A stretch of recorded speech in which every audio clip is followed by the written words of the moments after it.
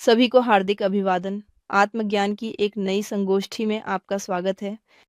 हम अपने चरण एक ही संगोष्ठियों के चक्र को जारी रखने जा रहे हैं। आज हम 14वीं संगोष्ठी के बारे में बात करेंगे, नशा और शराब की लत। यह संगोष्ठी बहुत बल्कि अत्यंत महत्वपूर्ण है क्योंकि यह हमें सिखाएगी कि हम इन दोनों मनोवैज्ञानिक दोषों का अध्ययन अपनी स्वयं की मनोविज्ञान में कैसे कर सकते हैं, उन पर कार्य कर सकते हैं और इस प्रकार दूसरों को भी इस समस्या को पार करने में मदद कर सकते हैं। या यदि हम स्वयं इस समस्या में फंसे हुए हैं, इनमें से किसी एक बुरी आदत के गुलाम हैं और उसके अधीन हैं और वहां से बाहर निकलना चाहते हैं, तो इस संगोष्ठी के माध्यम से हम उन विभिन्न उपकरणों या तकनीकों को जानेंगे जिनकी मदद से हम इस मनोवैज्ञानिक दोष पर कार्य कर सकते हैं। तो हम इस संगोष्ठी के उद्देश्यों के बारे में बात करते हुए शुरू करेंगे। पहला उद्देश्य इन दो मनोवैज्ञानिक दोषों यो या मन के विवरणों को समाप्त करने की आवश्यकता की तात्कालिकता को दिखाना है, क्योंकि ये आंतरिक कार्य में किसी भी प्रकार की प्रगति को असंभव बना देते हैं। ये महत्वपूर्ण है कि जैसे ही हम अपना आंतरिक कार्य शुरू करते हैं, चेतना की क्रांति के 3 कारकों पर काम करते हैं, हमें इन दोनों दोषों के प्रति पूरी तरह से कट्टर होना चाहिए, क्योंकि अगर ऐसा नहीं हुआ तो हमारे आंतरिक विकास में समस्याएं आएंगी, हम आगे नहीं बढ़ पाएंगे, इस कार्य में हमें कोई परिणाम नहीं दिखेगा।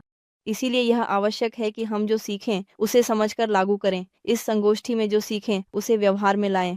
केवल अनुशासन के साथ ही हम स्वयं को मुक्त कर सकते हैं और उन लोगों की मदद कर सकते हैं जो इस मनोवैज्ञानिक दोष के अधीन हैं, जो इन मनोवैज्ञानिक दोषों या होने के इन तरीकों के कारण गुलाम बने हुए हैं।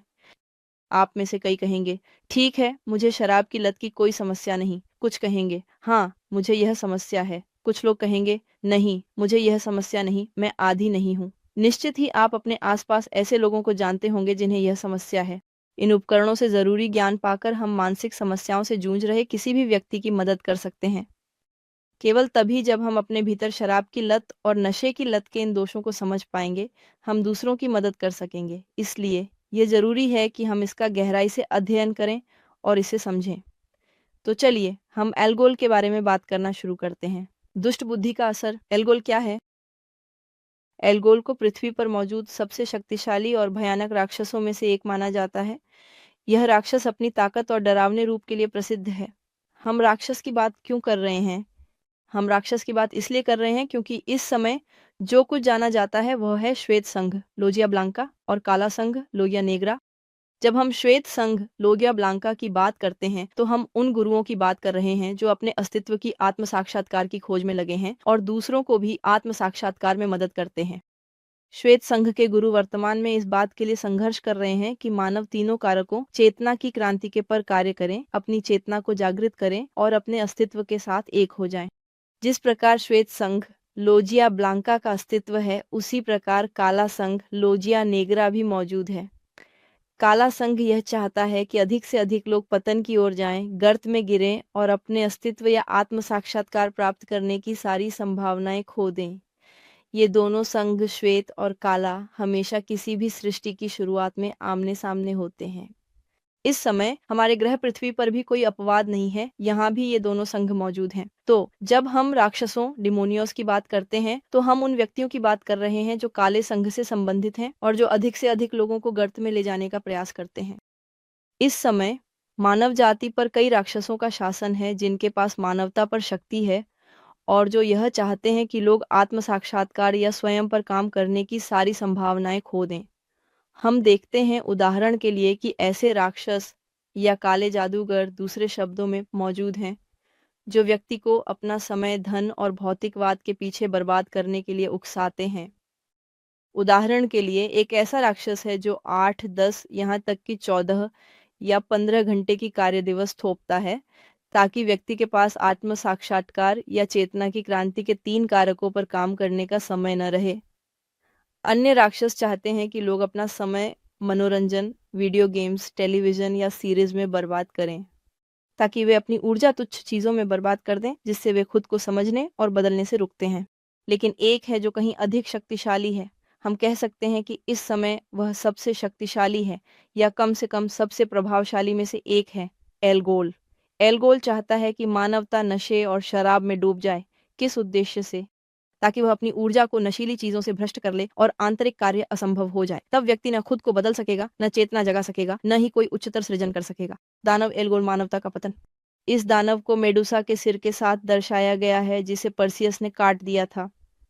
अगर आप इस कहानी को याद करें तो जानते हैं कि पर्सियस ने मेडुसा का सामना किया था। मेडुसा एक ऐसा दानव थी जिसका कोई भी सीधे सामना नहीं कर सकता था, क्योंकि जो भी उसे सीधे देखता वह पत्थर बन जाता था। इसी कारण कोई भी उसका सामना नहीं कर सकता था। हालांकि पर्सियस ने मेडुसा का सामना करने के लिए एक उपयुक्त, प्रभावी, सही और सुरक्षित तरीका निकाला। पर्सियस ने उसे सीधे नहीं देखा, उसने मेडुसा को देखने के लिए अपनी ढाल का इस्तेमाल किया और इसी तरह वह उसका सिर काट सका। यह मेडुसा नशे और शराब की बुराई का प्रतीक है, जिसका हमें सीधे सामना नहीं करना चाहिए। हमें इसे अतीत के दर्पण या ढाल के माध्यम से देखना चाहिए और उन सभी मनोवैज्ञानिक दोषों या पहलुओं पर काम करना चाहिए जो इस दोष से प्रकट होते हैं, ताकि हम इसे समाप्त कर सकें। जैसे जैसे हम सम्मेलन पर बात करेंगे, हम इस विषय को और गहराई से समझेंगे। तो आइए बात करें कि यहाँ पर एल्गोल के क्या-क्या महत्वपूर्ण नारे हैं, जिन्हें जानना ज़रूरी है। ये 9 हैं। वे नारे कौन से हैं? वैसे एल्गोल उस ग्रह का शासक है। विश्लेषण करें। यह हर जगह मौजूद है। वास्तव में लगभग सभी इंसान कम या ज़्यादा मात्रा में शराब का सेवन करते हैं। आप दुनिया के किसी भी कोने में चले जाएं, वहाँ आपको शराब मिल जाएगी। आप पृथ्वी के सबसे दूर-दराज, छुपे हुए स्थानों तक भी चले जाएं, वहाँ भी आपको शराब मिल जाएगी। वहाँ आपको कोई न कोई किण्वित पेय मिल जाएगा। इसलिए हम एल्गोल को पृथ्वी के हर हिस्से में पाएंगे। लेकिन यह केवल इसलिए ग्रह का मालिक नहीं है क्योंकि यह हर जगह मौजूद है और सभी इंसान इसका सेवन करते हैं, बल्कि इसलिए भी कि इसे बहुत अधिक स्वीकार्यता प्राप्त है। वर्तमान में अधिकांश लोग न केवल शराब का सेवन करते हैं, बल्कि इसे सामान्य भी मानते हैं। ये सामाजिक रूप से स्वीकार्य है और यहाँ तक कि इसका बचाव भी किया जाता है। आज के समय में शराब पीने वाले व्यक्ति को वैसे नहीं देखा जाता जैसे पहले देखा जाता था, जब उसे कुछ नकारात्मक करने वाला समझा जाता था।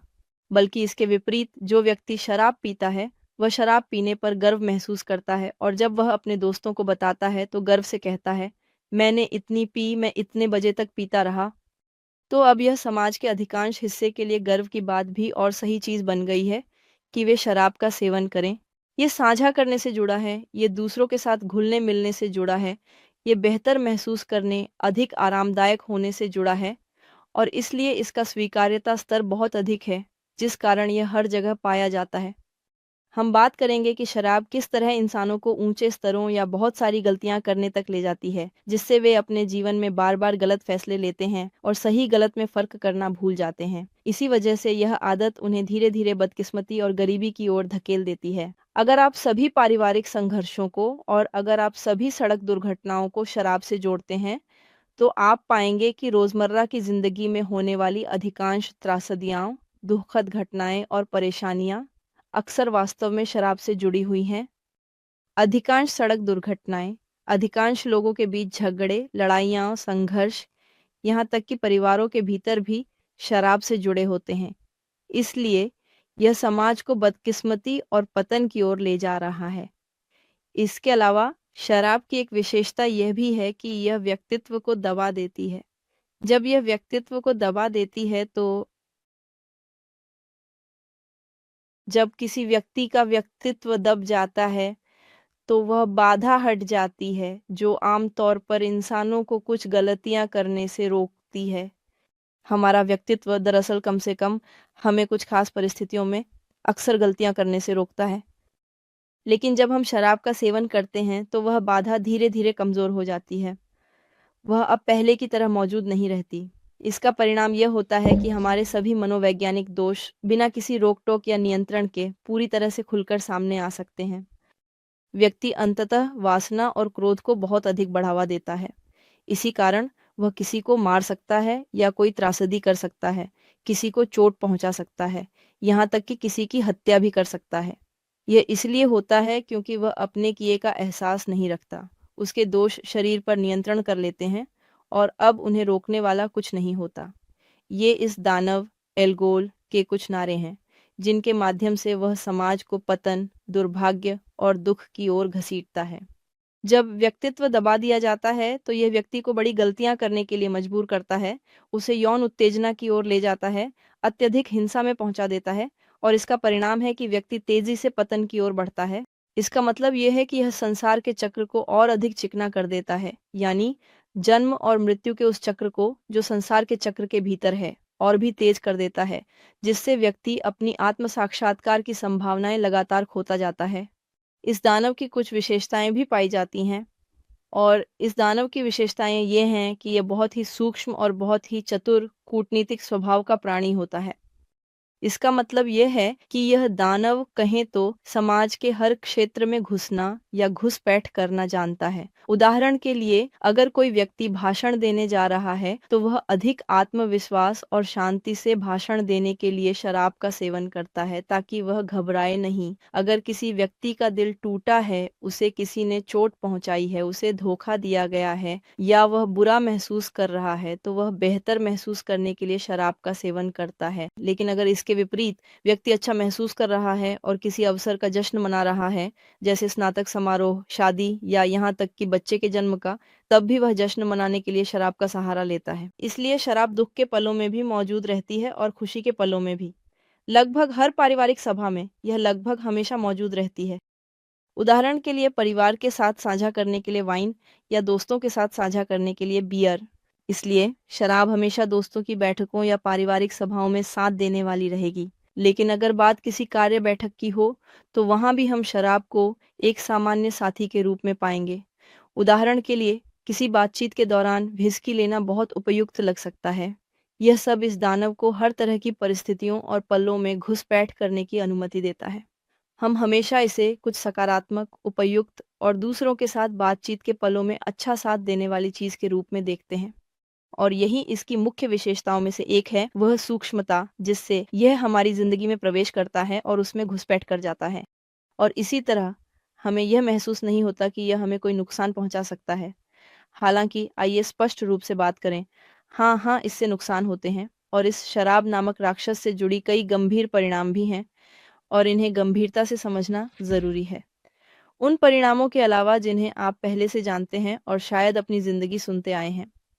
स्वास्थ्य पर पड़ने वाले शारीरिक प्रभावों के अलावा और मनोवैज्ञानिक परिणामों के अलावा, जैसे कि न्यूरॉन्स का नष्ट होना या व्यक्ति की जीवन शक्ति का क्षय होना, कुछ अन्य परिणाम भी हैं जिन्हें शायद आप नहीं जानते, और ये आध्यात्मिक कार्य और आंतरिक विकास से जुड़े हुए हैं।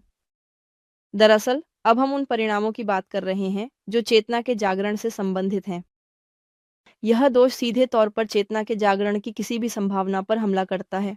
यह दोष किसी व्यक्ति को आत्म साक्षात्कार करने से रोकता है, उसकी चेतना को जागृत नहीं होने देता, क्योंकि यह चेतना की क्रांति के तीनों कारकों पर सीधा प्रहार करता है। यह दोष मानवता के लिए बलिदान, मनोवैज्ञानिक मृत्यु और आध्यात्मिक जन्म पर हमला करता है। और अब हम बात करेंगे कि यह दोष उस कार्य को कैसे नुकसान पहुंचाता है जिसे व्यक्ति स्वयं पर करना चाहता है। चलिए मनोवैज्ञानिक मृत्यु से शुरू करते हैं। कोई शराब पीता है तो मृत मनोवैज्ञानिक दोष फिर जीवित होते हैं। इसका क्या मतलब है? इसका मतलब यह है कि अगर आपने मनोवैज्ञानिक मृत्यु की तकनीक सीख ली है और आप मनोवैज्ञानिक दोषों को समाप्त करना चाहते हैं, तो आपको यह ध्यान रखना होगा कि अगर आप शराब का सेवन करते हैं, चाहे वह बहुत ही कम मात्रा में हो, चाहे वह केवल एक बूंद शराब हो या केवल एक प्याला वाइन ही क्यों ना हो, यह पहले से ही मरे हुए मनोवैज्ञानिक दोषों को फिर से जीवित कर रहा है। यानी वे गलत व्यवहार के तरीके जिन्हें आपने मनोवैज्ञानिक मृत्यु से समाप्त किया था, वे फिर से जीवित होंगे जब भी आप शराब का सेवन करेंगे। आध्यात्मिक जन्म की बात करें तो यह यौन ऊर्जा को सड़ा देता है। इसका अर्थ है कि दूषित ऊर्जा रूपांतरित नहीं हो पाएगी, उच्चतर सृजन के लिए उपयोग नहीं होगी, ऊपर नहीं जा सकेगी और अंततः परमाणु नरकों की ओर गिर जाएगी। वह दूषित ऊर्जा हमें किसी भी प्रकार की सृजन करने की अनुमति नहीं देगी। इसलिए यदि कोई व्यक्ति थोड़ी सी भी मात्रा में शराब का सेवन करता है, तो वह न तो आध्यात्मिक जन्म का अभ्यास कर सकता है और न ही सुप्रासेक्सुअलिटी का। और इसी तरह यह हमारे आंतरिक कार्य के लिए शक्ति छीन लेता है और चेतना के जागरण की किसी भी संभावना को रोकता है। ये वे परिणाम हैं जिन्हें वास्तव में हमारे लिए अध्ययन करना सार्थक है, उन सभी के अलावा जो आपने मीडिया में या समाज में सुने होंगे। यहाँ जो परिणाम हमारे लिए महत्वपूर्ण हैं, वे तीनों तत्वों के कार्य के परिणाम हैं। हम निश्चितता से कह सकते हैं कि यह दोष, चाहे वह कितनी भी कम मात्रा में हो, चेतना के जागरण की किसी भी संभावना को रोक रहा है। इस बात को ध्यान में रखते हुए अब हम कुछ चेतावनियों के बारे में बात करेंगे जिन्हें हमें इस दोष, जिसे शराब कहा जाता है, के साथ काम करते समय ध्यान में रखना चाहिए। पहली चेतावनी ये है कि इस दोष को पूरी तरह से जड़ से समाप्त करने के तरीके से निपटना चाहिए। और जब हम कहते हैं पूरी तरह से, तो हमारा मतलब है कि यह हमेशा के लिए होना चाहिए, बिना पीछे मुड़े। जब मैं शराब छोड़ने का फैसला करती हूँ क्योंकि मैं खुद पर काम करना चाहती हूँ, क्योंकि मैं आत्म साक्षात्कार चाहती हूँ, तो मैं इस दोष से समझौता नहीं कर सकती। ये धीरे-धीरे छोड़ने की बात नहीं। ऐसा नहीं कि अब नहीं खरीदूँगी, पर कोई ऑफ़र करे तो थोड़ा ले लूँगी, या सिर्फ़ सप्ताहांत में लूँगी, या धीरे-धीरे छोड़ दूँगी। पहले इतनी बियर पीती थी, अब आधी लूँगी। नहीं, इस दोष पर काम के लिए मज़बूत अंतिम निर्णय चाहिए। ये सौदेबाजियाँ किसी काम की नहीं हैं। जब हम इस दोष को छोड़ने का फ़ैसला करते हैं, तो हमें इसे पूरी तरह, पूरी कठोरता के साथ छोड़ना चाहिए। हम एक भी बूंद शराब फिर कभी नहीं पिएंगे और कभी भी दोबारा शराब का सेवन नहीं करेंगे। यही मतलब है किसी मनोवैज्ञानिक दोष के प्रति निर्मम होने का, और यही उसे सच में सामना करने का तरीका है। इस दोष के साथ कोई भी समझौता या रियायत हमें हार की ओर ले जाएगी। देर सवेर ये दोष हमें धोखा देगा, क्योंकि यह गहराई से विश्वासघाती है। सबसे खतरनाक ये कि अक्सर यह छुपा होता है, खासकर जब हम ज्ञान प्राप्त करना शुरू करते हैं और खुद पर काम करते हैं। हम इस मनोवैज्ञानिक प्रभाव को छोड़ना शुरू कर देते हैं और महसूस करते हैं कि हमने इसे पूरी तरह हटा दिया है। लेकिन ऐसा नहीं है, वह दोष अभी भी जीवित रहता है और हमारी कमजोरी के किसी भी पल का इंतजार करता है, ताकि वह हमला कर सके और हमें फिर से गिरा सके। इसीलिए यह जरूरी है कि हम इस पर पूरी दृढ़ता के साथ काम करें। अब हम इस सम्मेलन के दूसरे पहलू के बारे में बात करेंगे, जो हैं नशीली दवाएं। नशीली दवाएं विशेष रूप से आधुनिक समय में शराब की तुलना में और भी अधिक कठिनाई का स्तर प्रस्तुत करती है, क्योंकि ये कहीं अधिक तीव्र और गहरी निर्भरता पैदा करती है। और नशीली दवाओं के साथ निर्भरता का स्तर अधिक क्यों होता है? क्योंकि नशीली दवाएं जो क्षणिक सुख देती हैं, वह शराब की तुलना में कहीं अधिक होता है। अगर कोई व्यक्ति शराब का सेवन करते समय सहज महसूस करता है क्योंकि इससे वह अपने परिवार या दोस्तों के साथ समय बिता सकता है, या वह खुद को आज़ाद, तनाव मुक्त या कम घबराहट महसूस करता है, तो नशीली दवाओं के साथ ये सभी भावनाएं और भी अधिक तीव्रता से अनुभव होती हैं। जोर से वह एक सुख और भी अधिक स्पष्ट महसूस करता है, और जोर से ये एक क्षणिक सुख होता है, लेकिन बहुत अधिक तीव्र। और यही बात उस पदार्थ के प्रति निर्भरता के स्तर को काफी बढ़ा देती है। जितना अधिक वह तात्कालिक सुख होता है जो व्यक्ति अनुभव करता है, जो कुछ मामलों में ऐसा महसूस हो सकता है जैसे सैकड़ों या यहाँ तक कि हजारों ऑर्गेज्म के बराबर हो, उतनी ही अधिक निर्भरता वह उस पदार्थ के प्रति विकसित करता है, चाहे वह कोई भी हो। इसी कारण से नशे की दवाओं के साथ काम करना शराब की तुलना में अधिक कठिन हो जाता है, क्योंकि उनमें निर्भरता का स्तर बहुत अधिक होता है। उस क्षणिक सुख के बाद हमेशा दर्द आता है, हाँ, हमेशा पीड़ा आती है। और जितना अधिक तीव्र वह क्षणिक सुख होगा, उतना ही अधिक गहरा खालीपन, दर्द और पीड़ा महसूस होगी, जब नशा करने के बाद उसका असर खत्म हो जाएगा। और इसलिए उस पीड़ा और आंतरिक खालीपन से बचने की कोशिश में निर्भरता और दोबारा सेवन करने की आवश्यकता पैदा होने लगती है। अब आइए बात करते हैं कि हम नशे के प्रभावों का सामना कैसे कर सकते हैं। सबसे पहले हमें इसका ऐतिहासिक स्रोत समझना चाहिए। यह कैसे उत्पन्न हुआ और यह मनोवैज्ञानिक दोष हमारे ग्रह पर कैसे मजबूत होने लगा, क्योंकि यह दोष बहुत पुराना है। नशे का चलन बहुत लंबे समय से मौजूद है। हालांकि इतिहास में एक ऐसा समय आया जब इसका प्रभाव काफी हद तक बढ़ गया। एक समय था जब नशे का मनोदोष अन्य युगों से अधिक शक्तिशाली हो गया, और यह सब उस चीज की वजह से हुआ जिसे डायोनिसियाई लहर कहा गया। इस विषय पर बात करें, लगभग 1950 के दशक में मानवता के खिलाफ एक मुकदमा चलाया गया। उस मुकदमे में तय किया गया कि मानवता को नष्ट हो जाना चाहिए। यह ग्रह पहले ही अधिक पतित हो चुका था, मानव जाति गहरी गिरावट में जा चुकी थी और कई गलतियां की जा चुकी थीं। यह निष्कर्ष निकाला गया कि मानवता को समाप्त हो जाना चाहिए। हालांकि कुछ महान गुरुओं ने हमारे लिए मध्यस्थता की। उन्होंने प्रार्थना की कि हमें एक और मौका दिया जाए, हमें और अधिक समय दिया जाए, इतना समय कि हम आत्म साक्षात्कार की अधिक संभावनाएं प्राप्त कर सकें।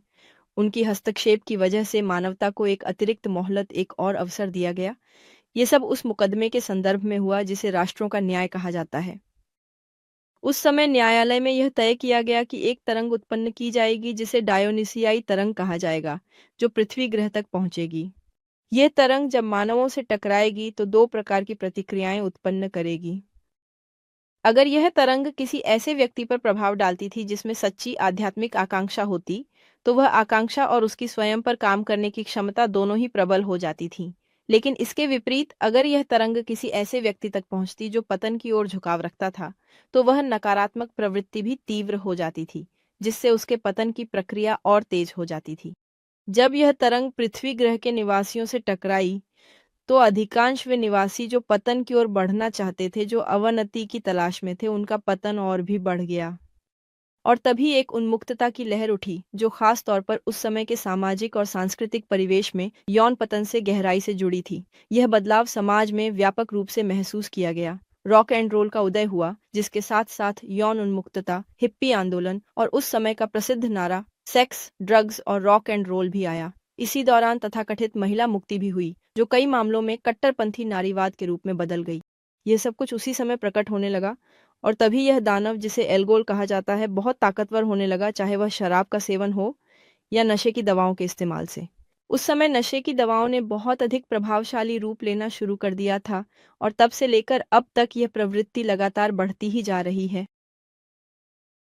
अब अगर हम इस तरंग के साथ नकारात्मक रूप से ध्रुवीकृत हो जाते हैं, क्योंकि यह तरंग अभी भी सक्रिय है, तो हम बहुत तेजी से पतित हो जाएंगे।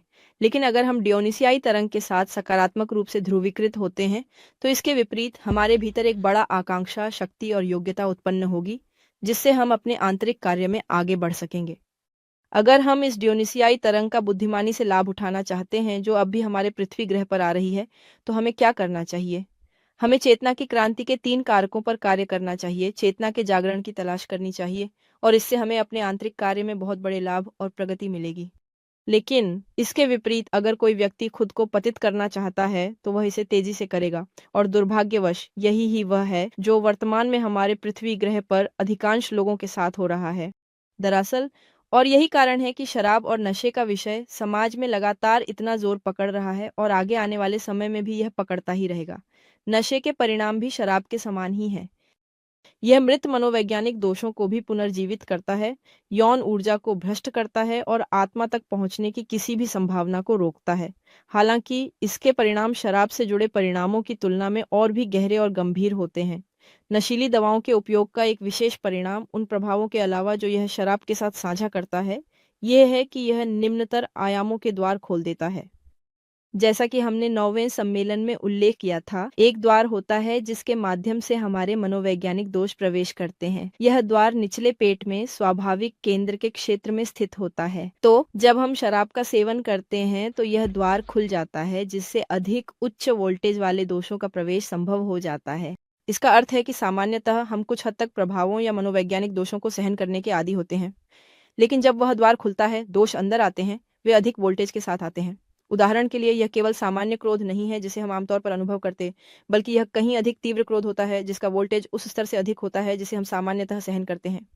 जब इतना अधिक वोल्टेज वाला कोई दोष अंदर आता है, तो शरीर, क्योंकि वह इसे सहन करने का आदी नहीं है, वैसे ही प्रतिक्रिया करता है जैसे कोई बल्ब अपनी क्षमता से अधिक वोल्टेज मिलने पर करता है, वह जल जाता है। इसी तरह भौतिक शरीर को भी नुकसान पहुंचता है। जब वह मनोवैज्ञानिक दोष अंततः शरीर से बाहर निकलता है, तो वह शरीर की बहुत सी जीवन शक्ति भी खींच लेता है, जिससे शरीर कमजोर और क्षीण हो जाता है। और इसी कारण व्यक्ति इतनी तेजी से क्षीण हो जाता है, न केवल शारीरिक रूप से बल्कि अपनी जीवन शक्ति में भी। ठीक इसी प्रक्रिया के कारण नशे के सेवन का एक और परिणाम यह है कि यह अल्फा किरणों को नष्ट कर देता है, जो वह कंपन आवृत्ति है जो किसी व्यक्ति को एकाग्र होने में सक्षम बनाती है। व्यक्ति एकाग्र नहीं हो पाएगा, और यही कारण है कि जो व्यक्ति नशे में आता है वह एकाग्र नहीं हो सकता। एक बात करते करते किसी और विषय पर चला जाता है, क्योंकि वह अपनी सोच को व्यवस्थित नहीं कर पाता, या एक ही विचार को बनाए नहीं रख पाता, क्योंकि वे अल्फा किरणें नष्ट हो जाती हैं। मादक द्रव्यों का सेवन हमारे जननांग तंत्र को भी गंभीर रूप से नुकसान पहुंचाता है।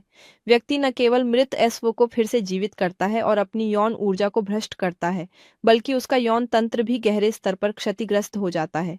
इससे नपुंसकता, शीघ्र पतन और यहाँ तक कि विकृत संतान होने की संभावना हो सकती है, क्योंकि बीज भी प्रभावित होता है। इसलिए इसके परिणाम कहीं अधिक गहरे होते हैं और अस्तित्व के विभिन्न स्तरों को प्रभावित करते हैं। केवल भौतिक शरीर ही नहीं, बल्कि जीवन शक्ति का शरीर, एस्ट्रल शरीर, मानसिक शरीर और यहाँ तक कि कारण शरीर भी प्रभावित होता है। स्वयं सार भी इन तीव्र परिणामों के प्रभाव को झेलता है, जो मादक पदार्थों के सेवन से उत्पन्न होते हैं। इन दोनों दोषों को कैसे समाप्त किया जाना चाहिए, यही इस व्याख्यान का सबसे महत्वपूर्ण भाग है। हम इन दोनों दोषों पर कैसे कार्य करेंगे? तो इन दोनों दोषों पर काम करने के लिए सबसे पहली बात जो व्यक्ति को सोचनी चाहिए या जाननी चाहिए, वह ये है कि ये काम स्वेच्छा से किया जाता है, कोई भी हमें ये काम करने के लिए मजबूर नहीं करेगा। व्यक्ति के अंदर बदलने की इच्छा होनी चाहिए, उसमें बदलने की लालसा होनी चाहिए। कोई भी हमें आत्म साक्षात्कार के लिए मजबूर नहीं कर सकता। कोई भी हमें किसी मनोवैज्ञानिक दोष को समाप्त करने के लिए मजबूर नहीं कर सकता। यह प्रक्रिया स्वेच्छा से की जानी चाहिए। परिवर्तन की सच्ची चाह होना ज़रूरी है, यह स्वीकारना ज़रूरी है कि कोई समस्या है और उससे बाहर निकलने की इच्छा होनी चाहिए। यदि कोई व्यक्ति बाहर नहीं आना चाहता, तो कोई भी मानवीय या दैवीय शक्ति उसे ऐसा नहीं कर सकती क्योंकि देवता कभी स्वतंत्र इच्छा का उल्लंघन नहीं करते। व्यक्ति को अपनी इच्छा और निर्णय से तय करता है कि वह दोष समाप्त करे, अपने अस्तित्व से एक हो और आत्म साक्षात्कार पाए। यही सबसे महत्वपूर्ण है। एक बार जब व्यक्ति उस चाह को विकसित कर लेता है, तो वह कुछ उपकरणों या तकनीकों को लागू करना शुरू कर देगा, जिनके बारे में हम आगे बात करेंगे। पहला कदम है आत्मनिरीक्षण। अपनी स्वयं की मनोविज्ञान को देखना शुरू करना और यह समझना कि वह मनोवैज्ञानिक दोष उसके भीतर कैसे कार्य करता है। जब व्यक्ति आत्मनिरीक्षण करता है, तो वह क्या देखता है? वह अपनी मन, अपनी भावनाओं, अपनी प्रवृत्ति और साथ ही अपने भौतिक शरीर को, विशेष रूप से मोटर केंद्र को देखता है। वह अपनी स्वयं की मनोविज्ञान में क्या देखेगा? ये महत्वपूर्ण है कि हम 3 विश्वासघातियों को देखें। हम यहूदा को देखें, जो इच्छा है। हम पिलातुस को देखें, जो तर्क-वितर्क या सफाइयाँ हैं। आइए उदाहरण के लिए काइफास को देखें, जो बुरी इच्छा का प्रतिनिधित्व करता है। यदि कोई व्यक्ति शराब के दोष पर काम कर रहा है, तो सबसे पहले वह इच्छा को देखेगा। मान लीजिए कि वह किसी सुपरमार्केट में जाता है और शराब के सेक्शन में पहुंचता है। उसे देखते ही तुरंत उसमें एक इच्छा उत्पन्न होती है, शराब खरीदने या पीने की इच्छा। ये इच्छा भावनात्मक क्षेत्र में प्रकट होती है, विशेष रूप से स्वाभाविक केंद्र में, जो नाभि से थोड़ा नीचे स्थित है। व्यक्ति उस इच्छा को देखता है और उसे उस इच्छा से इनकार करना होता है। माँ, कृपया इस दोष को मुझसे हटा दो, और वह उस इच्छा को नकार देता है। हालांकि जब वह इच्छा को नकारता है, तो मन की तर्क संगतताएं सामने आ सकती हैं। तब मन कहना शुरू कर देता है, अरे लेकिन ये तो बस थोड़ा सा ही है। अरे नहीं, ये तो आखिरी बार है। मैं तो बस आज ही पीऊंगा, लेकिन मैं कल से फिर कभी नहीं पीऊंगा। या फिर उदाहरण के लिए, अगर हम किसी दोस्त के साथ हैं, तो मनोवैज्ञानिक दोष हमें कहेगा, नहीं, यह तो मेरे दोस्त के साथ बांटने के लिए है। बहुत समय हो गया है उससे मिले हुए, इसलिए मुझे उसके साथ बांटना जरूरी है। मन हमें गलती करने के लिए बहुत सारी तर्क संगतताएं देने लगता है।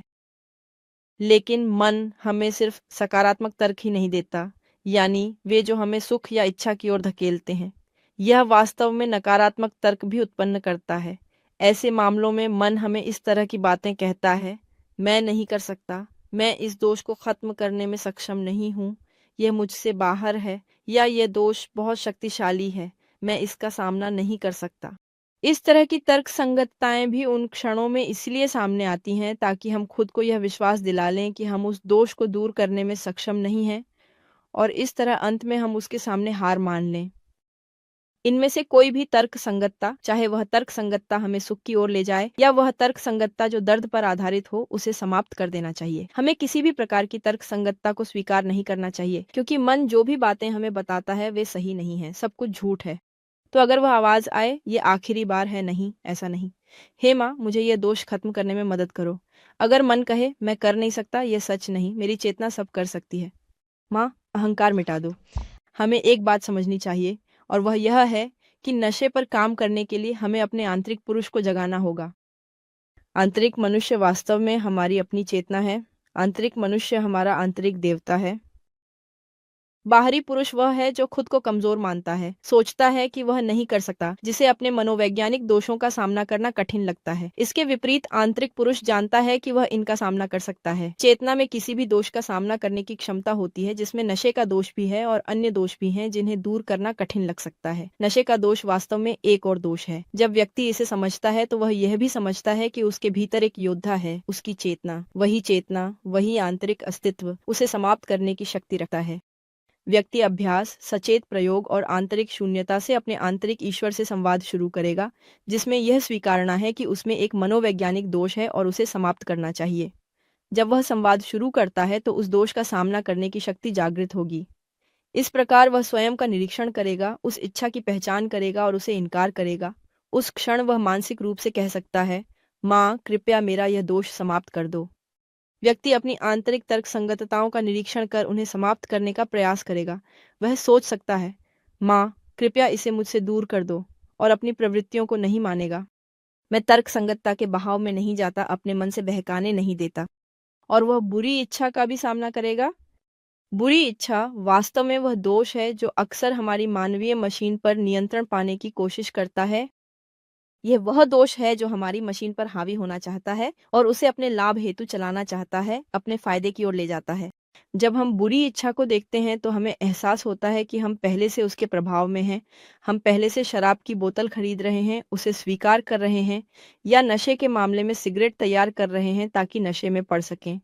हमारा शरीर पहले से मनोवैज्ञानिक दोष की सेवा में चल रहा होता है। यदि व्यक्ति खुद को ध्यान से देखे तो वह पहचानेगा कि बुरी इच्छा मौजूद है।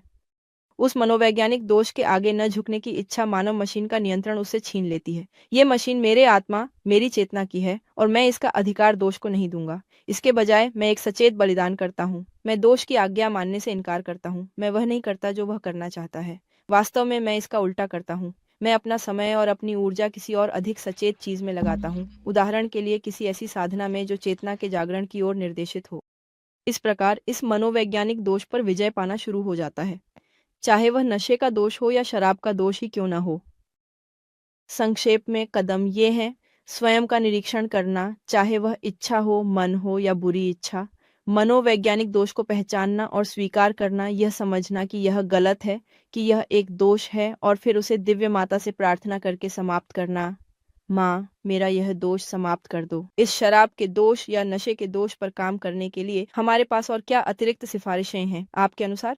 हमें उस दोस्तों के घेरे से बाहर निकलना होगा जिसमें हम हैं। यानी अगर हम शराबी हैं तो निश्चित रूप से हमारे सभी दोस्त भी शराबी होंगे। अगर हम नशेड़ी हैं तो निश्चित रूप से हमारे सभी या अधिकांश दोस्त भी नशेड़ी होंगे।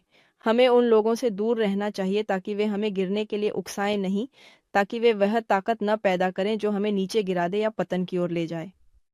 हमें उन लोगों से संबंध बनाना चाहिए जो चेतना जागृत करने की कोशिश कर रहे हैं। ये हमारे लिए मददगार होगा। हम सुबह बाहर जा सकते हैं। जब हम इस दोष को छोड़ रहे होते हैं तो हम सुबह, खासकर भोर में, बाहर जा सकते हैं। और अगर साथी नहीं है तो आत्म संयम का अभ्यास कर सकते हैं। अगर हमारे पास साथी है तो हम अपनी ऊर्जा का रूपांतरण शुरू कर सकते हैं और यौन रूपांतरण की प्रक्रिया शुरू कर सकते हैं।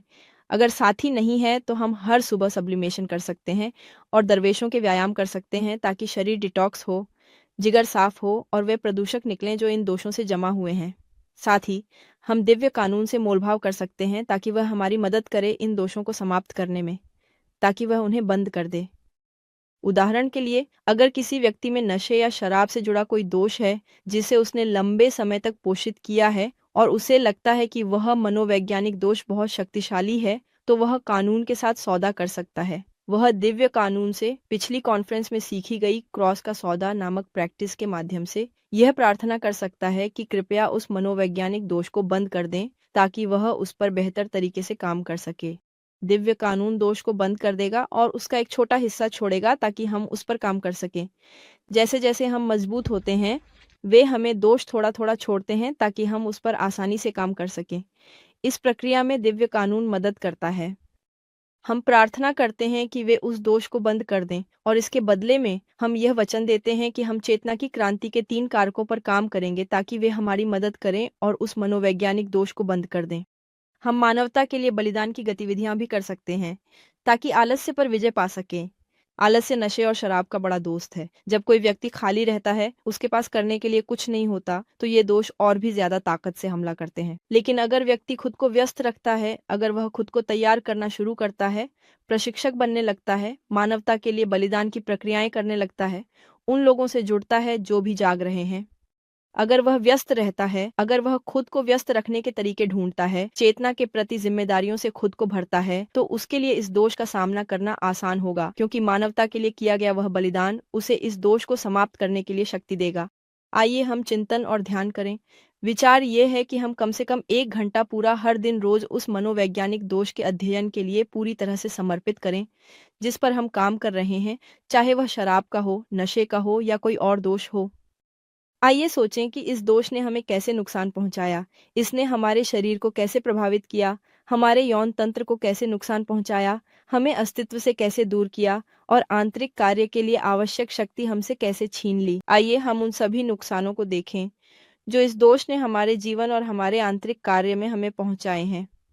आइए हम उन सभी घटनाओं की समीक्षा करना शुरू करें जिनमें यह दोष प्रकट हुआ था, ताकि उन पलों में हमने जो भी महसूस किया, चाहे वह इच्छाएं हों, संवेदनाएं हों, विचार हों, यादें हों या उन अनुभवों से जुड़ी हर छोटी बड़ी बात, उसे पूरी तरह से समाप्त किया जा सके। यह महत्वपूर्ण है कि हम इस दोष पर हर दिन ध्यान करें जब तक कि हम इसे पूरी तरह से समाप्त न कर लें। यह बात उल्लेखनीय है कि इस दोष को समाप्त किया जा सकता है। यह कोई इतना कठिन दोष नहीं है जिसे समाप्त करना हमारी सोच जितना मुश्किल हो। दरअसल यह उन दोषों में से एक है जो सबसे जल्दी समाप्त हो जाता है। ड्रग्स या शराब का दोष 1 या 2 महीने में, अधिकतम 3 या 4 महीनों में पूरी तरह से समाप्त किया जा सकता है। अगर व्यक्ति गंभीरता से काम करता है, अगर व्यक्ति हर दिन ध्यान करता है, हर दिन उस दोष का सामना करता है, तो वह इसे कुछ ही महीनों में समाप्त कर सकता है। दरअसल कुछ ऐसे दोष होते हैं जिन्हें समाप्त करना कठिन होता है या जिनके लिए हमें अधिक समय चाहिए। मन हमें यह विश्वास दिलाता है कि इसे समाप्त करना कठिन है, लेकिन ऐसा नहीं है। यह एक ऐसा दोष है जिसे अगर हम इस सम्मेलन में सीखी गई तकनीकों को सही ढंग से लागू करें तो समाप्त कर सकते हैं। इस तरह हम अपने आंतरिक कार्य में आगे बढ़ सकेंगे। ये आज का सम्मेलन था। हमारे साथ जुड़े सभी लोगों का बहुत धन्यवाद। हम इस वाक्य के साथ समाप्त करेंगे। हमें जीवन में उन मौलिक सिद्धांतों के अनुसार कार्य करना चाहिए जो हमारे अस्तित्व की गहराई में है।